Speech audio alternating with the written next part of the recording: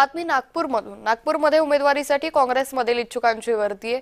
महाविकास आघाडीसोबतच निवडणूक लढण्याची काँग्रेसची तयारी। मुंबई काँग्रेसचा मात्र स्वबळाचा नारा असल्याचं दिसून येतंय। तर या संदर्भात नागपूरमधील काँग्रेस कार्यकर्त्यांसोबत संवाद साधलाय आमचे प्रतिनिधी तेजस महतुरे यांनी।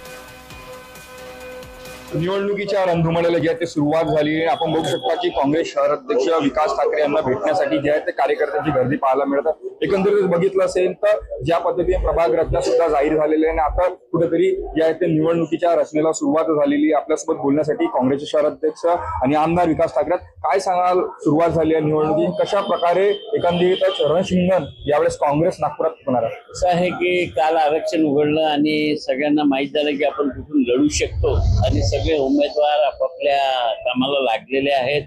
काँग्रेस कमिटीतर्फे आजपासून आम्ही आवेदन देणार आहोत आणि ते भरून सुद्धा 17 तारखेपर्यंत घेणार आहोत। त्यानंतर उमेदवारांच्या मुलाखती घेऊन कोणत्या प्रभागात कोण लढेल या संदर्भात आपला निर्णय होईल।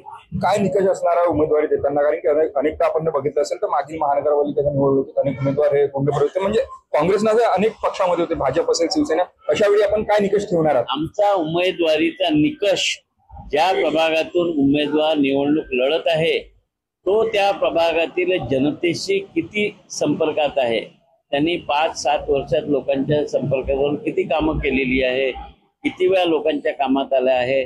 महाविकास आघाडीचे, शिवसेनेचे आणि एनसीपीचे आणि इतर कोणी आरपीआयचे धडे आमच्या सोबत येत असतील तर सर्वांना सोबत घेऊन चालण्याची माझी भूमिका आहे।